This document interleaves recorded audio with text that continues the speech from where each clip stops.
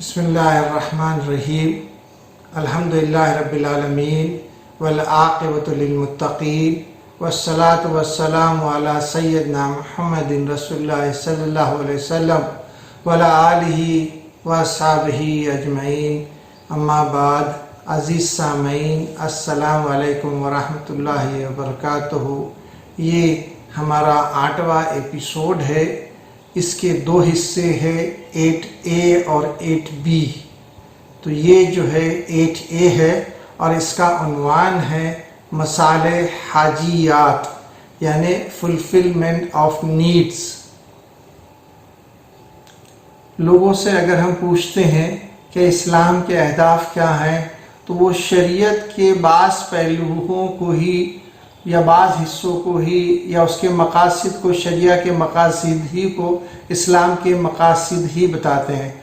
या अगर पूछते हैं तो बताते हैं कि भाई ईमान मुफस्सल और ईमान मुजम्मल या कलमे शहादत या शहादतें, इन्हीं को जो है वो इस्लाम बताते हैं।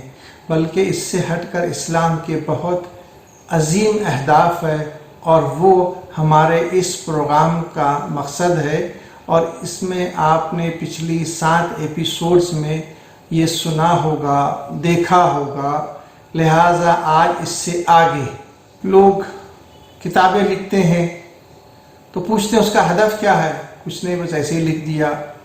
मज़ामीन लिखते हैं, मकालात लिखते हैं, जुमा के खुतबे या दुरूस वगैरह भी वो देते हैं। लेकिन उनसे पूछो कि इसका हदफ क्या है, कुछ नहीं मालूम, बस आया दे दिया, लोग थे मौजूद थे उनके सामने कह दिया। नहीं मेरे भाइयों, मेरे बुज़ुर्गों, हर प्रोग्राम का, हर चीज़ का मकसद है। अल्लाह ताला ने इस इंसान को तख्लीक किया, उसकी तख्लीक का भी मकसद है। और इस दुनिया में कोई भी चीज़, कोई भी शय बग़ैर हदफ के नहीं है।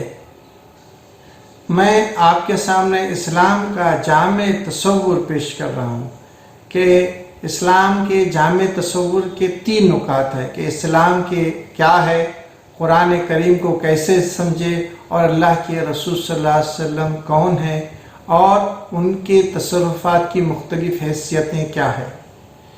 ये प्रोग्राम का खुलासा है, नुकात है। इसका हदफ क्या है इन सब का? वो ये है कि तमाम इंसानों की कामयाबी इस दुनिया में भी और आखिरत में। अब इसके पहले जिसको हम लेते हैं कि इस्लाम क्या है, तो इसके 3 हिस्से हैं। एक है अकीदा, दूसरा है अखलाक और तीसरा है शरीयत। तो शरीयत के 3 पहलू हैं। एक पहलू है ज़रूरियात की हिफाजत, दूसरा है हाजियात और तीसरा है तहसीनात। हमने ज़रूरियात के सिलसिले में 5 निकात आपके सामने बताए, 5 अहदाफ, जिसमें से है दीन की हिफाजत, जिस्म की हिफाजत, अक़ल की हिफाजत, माल की हिफाजत और नस्ल की हिफाजत। आज आपके सामने हाजियात पर गुफ्तगू होगी। हाजत के लग़वी माने क्या है? हाजत का मादा है वाव जीम से है। असल में तो हाजत के माने होते हैं मोहताज के हैं, मगर इंसान जिस चीज़ का, जिस शय का हाजतमंद हो वो भी हाजत है। बेशक हाजत का इतलाक़ जो है मोहताज से नफ्स पर किया जाता है, यानी ऐसी चीज़ जिसका वो तालिब हो, उसे हाजत लफ्ज़ी मानों में हम कहते हैं। हाजत का शरई इस्तिलाह मफ़हूम जो है वो ये है कि यानी मजबूरी की कैफियत का नाम है, जिसमें अगर ममनू चीज़ को इस्तेमाल की जाए तो उसकी इनफरादी हैसियत, इज्तिमाई तहफ़्फ़ुज़ात या इज्तिमाई चीज़ों पर कोई चीज़ ख़तरे में नहीं पड़ता है, लेकिन उसको मुशक्क़त उठानी पड़ेगी, तंगी होगी। और उसे जो है अगर ये सहूलत दी जाए तो उसकी ये तंगी दूर हो सकती है। तो ये है, और ये हाजत का इस्तेमाल इबादत, मामलात, आदात और जनायात सब में है। ज़रूरियात या कुल्लियात खमसा या 5 ज़रूरियात, ये आपके सामने तफसील से आ चुकी हैं पिछली 7 एपिसोड्स में। حاجیات اس کے معنی کیا ہے؟ حاجیات کسے، حاجیات کا مقصد کیا ہے؟ حاجیات کا یہ مقصد ہے وہ یہ کہ لوگوں کی مشقت کو دور کرنا، تکالیف کو دور کرنا، لوگ دین پر عمل پیرا ہو، وہ 5 باتوں پر، کلیات 5 پر عمل پیرا ہو، اور اس کے راستے میں جو رکاوٹیں یا مشقتیں آئی وہ اس کو دور کرنا۔ اللہ تعالیٰ قرآن میں فرماتے ہیں یرید اللہ ان یخفف عنکم وخلق الانسان ضعیفا، اللہ چاہتا ہے کہ تم سے بوجھ ہلکا کرے، انسان کمزور پیدا کیا گیا ہے۔ یہ سورہ نساء کی آیت ہے کہ اللہ تعالیٰ تم سے بوجھ اتارنا چاہتا ہے، ہلکا کرنا چاہتا ہے۔ ضروریات کے بعد حاجیات کا درجہ آتا ہے جس میں مقصود شریعہ یا مقصود احکام شریعہ کی پابندی میں توسع اور آسانی پیدا کرنا ہے، مشقت اور حرج کو رفع کرنا ہے، یعنی اس کو آسانی دینا، اس کی ڈیفیکلٹی کو دور کرنا ہے تاکہ وہ 5 باتوں پر، کلیات 5 پر آسانی سے عمل کر سکے، اس میں کسی طرح کی تنگی نہ رہے۔ یہ بات کہ حاجیات کا تعلق معاملات میں بھی آتا ہے، جنایات میں بھی آتا ہے، عادات میں بھی آتا ہے۔ اب مثال کے طور پر عبادات کے تعلق سے بات آتی ہے تو اس میں طہارت ہے، تو طہارت میں رخصتوں کی بات آتی ہے کہ آدمی اگر کسی جگہ پر پانی نہیں پاتا ہے اور اسے وضو کی حاجت ہے یا جو ہے غسل کی حاجت ہے تو اسے تیمم کی اجازت دی گئی ہے، سفر میں ہے تو اسے نماز کی قصر کرنے کی اجازت دی گئی ہے، سفر کی حالت میں ہے، بیماری کی حالت میں ہے تو روزے بعد میں رکھنے کی اجازت ہے، اور یہ رخصتیں ہیں۔ اب جیسے شکار کے تعلق سے بھی اسے اجازت دی گئی ہے کہ سجائے ہوئے جانور، ٹرینڈ اینیملز، جس میں کتا بھی ہو سکتا ہے، باز بھی ہو سکتا ہے، اس کا کیا ہوا شکار جو ہے وہ کھا سکتے ہیں، اس سے جو ہے استعمال کر سکتے ہیں۔ اس کے علاوہ پاکیزہ اشیاء سے فائدہ اٹھانا ہے جو حلال ہے، مشروبات ہیں جو حلال ہے، چاہے لباس ہو، مکان ہو، سواری ہو، ایسی دوسری اشیاء جس سے کہ وہ فائدہ اٹھا سکتا ہے۔ اب اگر آدمی تکلیف میں پڑ جائے، اس کی جان پہ باری آ جائے، بھوکا رہنے لگے، تو ایسی حالت میں جان بچانے کے لیے اس کو جو ہے حرام کھانے کی اجازت بھی دی گئی ہے۔ اسی طریقے سے معاملات میں یا لین دین میں بھی جو ہے ظاہر سی بات ہے، اسلام میں یہ ہے کہ کوئی بھی چیز یا کوئی بھی شے اسی وقت بیچی جاتی ہے کہ جب وہ سامنے موجود ہو، اور جو چیز سامنے نہ ہو تو اس کا بیچنا حرام ہے۔ لیکن سلم اسلام میں ایک پروڈکٹ ہے، سلم جسے کہتے ہیں کہ مطلب یہ ہوتا ہے کہ کاریگر جو ہے وہ چیز بنا کے لا کے دیتا ہے، اس کے مطلب اسپیسیفیکیشنز ہوتے ہیں کہ اس طرح کی چیز ہوگی، ایسے ہوگی، اور پھر وہ اس کو، لیکن پہلے پیسے دیے جاتے ہیں، چیز بعد میں آتی ہے تو چیز تو سامنے حاضر نہیں ہوتی ہے، تو وہ تو تجارت ایسی کی گئی ہے کہ چیز موجود نہیں ہے، سودا کیا گیا۔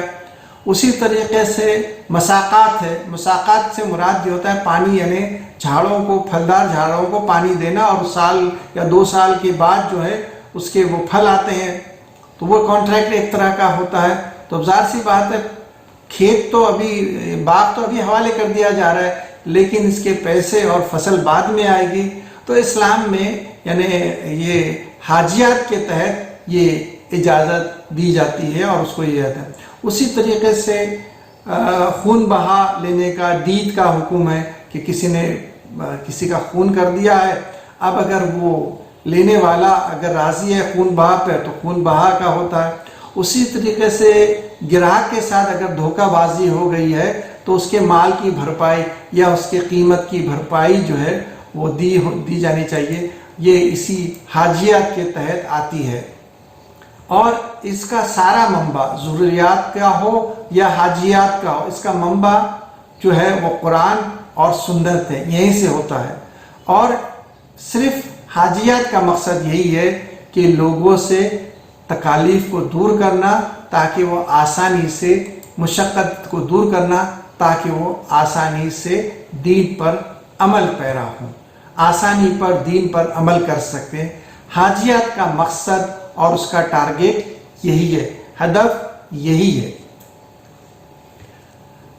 حضرت معاذ بن جبل رضی اللہ تعالیٰ عنہ جب یمن کا سفر کر رہے تھے تو اللہ کے رسول صلی اللہ علیہ وسلم نے ہدایت دی ان کو، کہا دیکھو جا رہے ہو آسانی پیدا کرو، یسر سختی نہ کرو، ولا تعسروا، اور بشروا لوگوں کو خوشخبری سناؤ، اور متنفر نہ کرو۔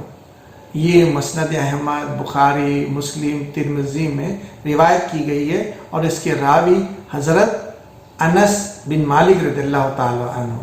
قرآن میں دوسری جگہ اللہ تعالیٰ فرماتے ہیں یرید اللہ بکم الیسر ولا یرید بکم العسر، اللہ تمہارے ساتھ آسانی چاہتا ہے اور وہ تمہارے ساتھ سختی نہیں چاہتا۔ دوسری جگہ سورہ حج میں اللہ تعالیٰ فرماتا ہے هو اجتباکم وما جعل علیکم فی الدین من حرج، اس نے تمہیں چن لیا ہے دین کے معاملے پہ، اور دین کے معاملے میں کوئی تنگی نہیں رکھی ہے، مطلب آسانیاں فراہم کی ہے۔ اللہ چاہتا ہے کہ آسانیاں فراہم کرے اور تاکہ تمہاری زندگی مشقت والی نہ ہو۔ اب ایک مثال میں آپ کے سامنے دیتا ہوں۔ بہت پہلے تاریخ میں یہ تھا کہ جب کرنسی کا نظام نہیں تھا تو اس وقت کیا تھا کہ لوگ بارٹر سسٹم کرتے تھے۔ بارٹر سسٹم یہ ہوتا ہے کہ ایک آدمی بکریاں لائے گا، وہ دوسرے کو دے گا، تو اس کو اگر اناج چاہیے تو پھر وہ اناج لے لے گا جس سے، اور جس کو جو ہے کپڑا چاہیے تو وہ کچھ اور دے گا۔ تو ادلا بدلی جسے کہتے ہیں اس طریقے سے چلتا تھا۔ زندگی کتنی مشقت سے تھی، کتنی تکلیف دہ ہوتی۔ اگر آج اس زمانے میں ایسا ہو تو کیا ہوگا؟ لیکن اسلام نے اس زمانے میں کرنسی سسٹم انٹروڈیوس کیا، اور کرنسی سسٹم ہی نہیں، اس کو تنظیم دی، اس کو آرگنائز کیا، اس کو مینیج کیا۔ یعنی اسلام میں کرنسی کی جو بیس ہے وہ ہے سونا اور چاندی، جو کبھی گھٹتی بڑھتی نہیں ہے۔ ورنہ آپ دیکھتے ہیں کہ کل فلانے ملک کی کرنسی اتنے نیچے گر گئی، فلانے ملک کی کرنسی اتنے اوپر گر گئی، جبکہ صرف کاغذ کے نوٹ کے علاوہ کچھ نہیں۔ لیکن اصل کرنسی چاندی اور سونا ہے، جس بیس پر جو ہے وہ تجارت کی جاتی تھی۔ اللہ آسانیاں دینا چاہتا ہے، آسانیاں دی ہے، لیکن اس کے باوجود بھی لوگ آسانیوں سے فائدہ نہیں اٹھاتے، بال کی کھال نکالتے ہیں۔ ان کے تعلق سے صحیح مسلم میں حدیث ہے، حضرت عبداللہ بن مسعود رضی اللہ تعالیٰ عنہ سے روایت ہے کہ رسول صلی اللہ علیہ وسلم نے فرمایا تباہ ہوئے بال کی کھال نکالنے والے، یعنی بے فائدہ منہ شگافی کرنے والے، غلوم میں گہرے اترنے والے ہلاک ہو گئے۔ یہ آپ نے 3 بار فرمایا۔ مطلب یہ ہے متنطعون کے مطلب بہت سخت الفاظ ہے یہ، یعنی یہ کہ اتنی گہرائی میں، جیسے آج کے حالات میں دیکھتے ہیں کہ جس بارے میں کوئی ذکر نہیں ہے، کہیں پر حدیث میں قرآن میں لوگ اس کو لے آتے ہیں کہ دور کی کوڑی جسے کہتے ہیں ہمارے مراٹھواڑہ کی زبان میں، کہ دور کی کوڑی لے کر آتے ہیں کہ یہ چیز حلال ہے، یہ چیز حرام ہے۔ ارے بھائی، جس کا قرآن نے بھی خاموشی اختیار کی ہے، جس میں حدیث میں کوئی بات نہیں ہے، اور آپ اتنی دور سے لا کے یہ ایسا ہے، یہ ایسا ہے، ایسے لوگوں کے تعلق سے اللہ کے رسول صلی اللہ علیہ وسلم نے فرمایا ہلاک ہو گئے غلوم میں گہرے اترنے والے، بے فائدہ منہ شگافی کرنے والے ہلاک ہو گئے۔ جہاں دین میں آپ کو سہولت دی ہے وہ سہولت کا فائدہ اٹھائیے۔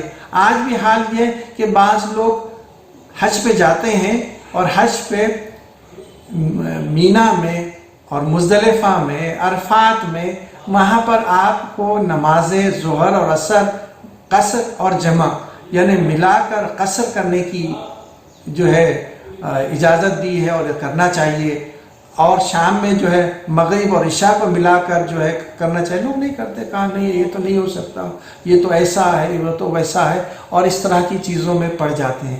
جبکہ وہاں اللہ کے رسول صلی اللہ علیہ وسلم نے صاف ہے کہ جو مکہ سے بھی اگر آیا ہے، مکہ کا شہری بھی ہے، تو اسے چاہیے کہ یہاں پر قصر اور جمع کرے۔ لوگ لیکن بہرحال غلو حد سے زیادہ۔ ایک بار اللہ کے رسول صلی اللہ علیہ وسلم نے مدینہ منورہ میں ظہر و عصر کی نماز کو جمع کر کے قصر کر کے پڑھایا، اور اس وقت نہ کوئی خوف کی کیفیت تھی، نہ صحابہ سفر میں تھے، نہ جنگ کے حالات تھے۔ تو صحابہ نے اللہ کے رسول صلی اللہ علیہ وسلم سے پوچھا آپ نے ایسے کیوں کیا؟ تو فرمایا کہ امت میں سے کسی کو کوئی مشقت نہ ہو، اس لیے اللہ کے رسول صلی اللہ علیہ وسلم نے اس طریقے سے نماز پڑھی۔ اللہ کے رسول صلی اللہ علیہ وسلم نے ظہر کے ساتھ عصر ملا کے پڑھی ہے۔ لوگوں کو ایسا نہیں کرنا چاہیے کہ ظہر کو جو ہے وہ مغرب کے ساتھ ملا رہے ہیں یا عشاء کے ساتھ ملا رہے ہیں، یہ کھلواڑ ہوگا۔ عمان کا واقعہ میں سناؤں آپ کو، بڑا پیارا واقعہ ہے۔ وہاں کے مفتی آج بھی باحیات ہے، اللہ زندگی دے۔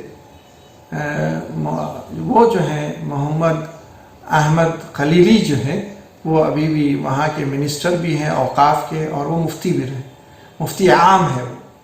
تو وہ ان کے پاس ایک آدمی نے سوال کیا سفر کے پاس میں کہ میں جو ہے ٹیکسی چلاتا ہوں اور دن بھر جو ہے 400-600 کلومیٹر سفر کرتا ہوں، کیا میں روزے مؤخر کر سکتا ہوں، یا جو ہے کیا میں جو ہے نماز قصر کر سکتا ہوں؟ تو انہوں نے کہا کہ تم نے ٹھیک ہے کلومیٹر کے معاملے میں 600-500 کلومیٹر کا سفر تو کیا ہے، لیکن تم نے شہر نہیں چھوڑا، اسی شہر میں موجود ہے، تو تم پہ یہ چیز یعنی اس کا فائدہ آپ نہیں اٹھا سکتے، آپ کو روزے پورے رکھنے ہوں گے، نمازیں بھی پوری پڑھنی ہوگی۔ اس کے 2 حصے کیے گئے، یہ 8A ختم ہوتا ہے، اس کے بعد کا حصہ 8B ہے۔ وآخر دعوانا ان الحمد للہ رب العالمین۔